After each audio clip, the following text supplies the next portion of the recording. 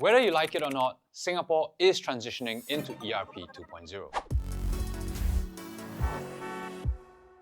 Hey everyone, welcome back to Sgcarmart, and today we're going to be talking about ERP 2.0. So, based on the amendment to the Road Traffic Act in February, all Singapore vehicles will transition to ERP 2.0 starting from 1st of January 2027. The rollout of ERP 2.0 has been going on for quite a while already. It started since October 2023, and the installing of OBUs have been progressively happening. That said, actual functional changes to how the ERP system operates actually haven't happened. But that's set to change. ERP 2.0 will utilize a global navigation satellite system, and one of the next changes that we will see is the phasing out of ERP gantries. So instead of physical gantries, they'll effectively be virtual gantries. What will that look like? Well, today we're getting our first glimpse. So LTA has begun a trial of new visual markers for ERP 2.0, and we are going to take a closer look. So one option that is on the table right now is to have a painted blue area. So if you look behind me, it's essentially going to be like a blue carpet, right? It takes up the entirety of the road. Our understanding is that it's going to be 25 meters long, and that's because the planned charging zone, like where you can get charged, is going to be 25 meters in terms of space. Now, another option being explored is what you see here on the road, and this is obviously a much smaller visual footprint, right? It's a blue circle or blue oval with an E inside. Again, the effect is the same. It's going to be indicating where that virtual gantry is going to be, but I think obviously it's going to have a different visual presence. So now what we're going to do is we're going to actually drive and write the route and then see what we feel about these visual markers.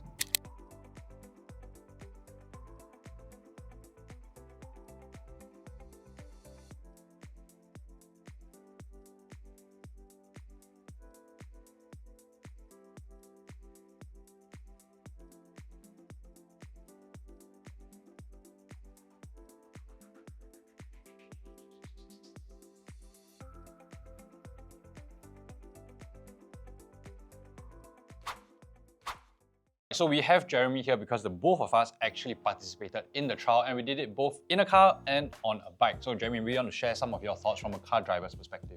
Sure. So the E symbols are obviously less prominent, but I did notice them even before LTA reps pointed them out as I was driving the test route.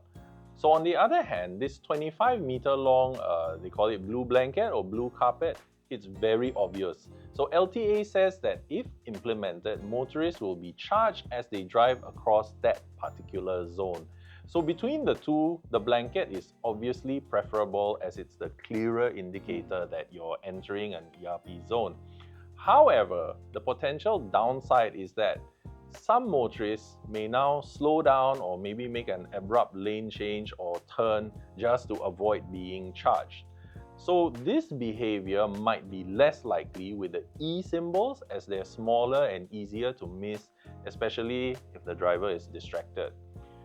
LTA reps also told us that their agency's goal is to just have drivers to continue driving without slowing down. So in that sense, the E markers would support this. Yeah, I think the key idea here is that actually pertinent ERP information is going to be displayed on the OBU screen. So that's your primary source of information.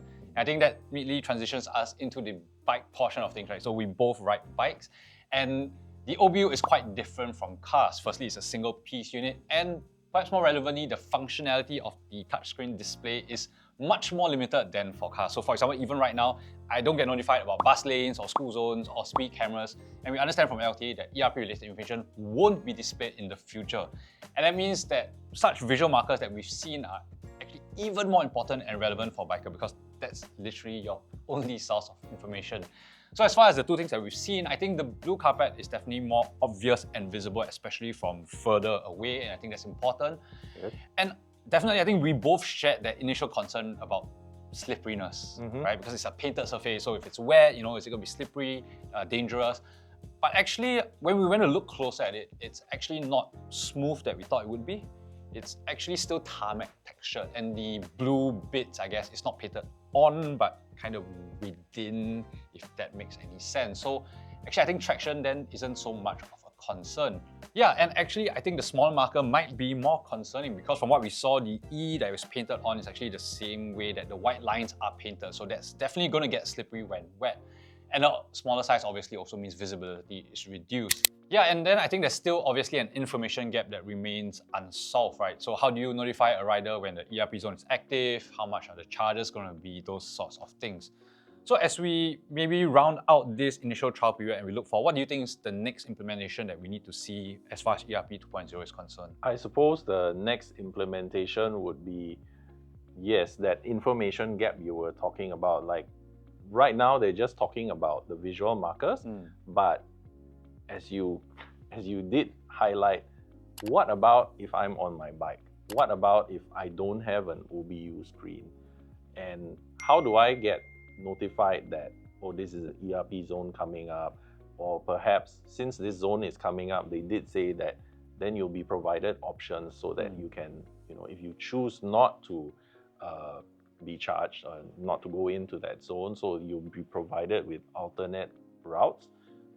So that should be, to me, that should be the next missing link as we transition towards ERP 2.0. All right, Jeremy, thanks a lot for your time. So guys, if you are interested to see these visual markers for yourself, you can find them at Bayshore Drive.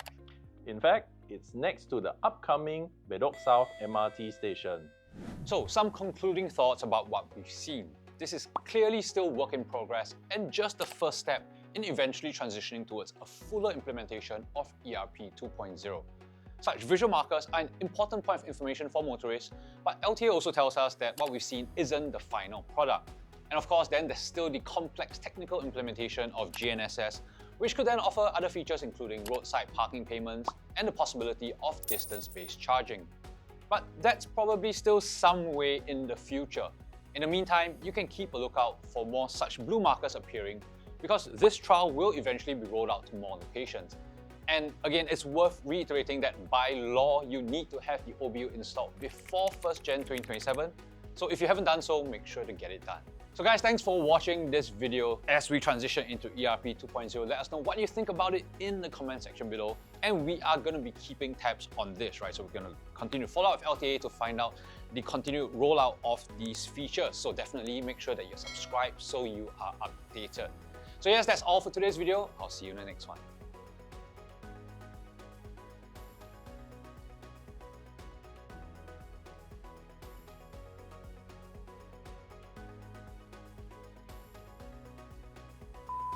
Okay, sorry. Yeah. Still recording. Still recording.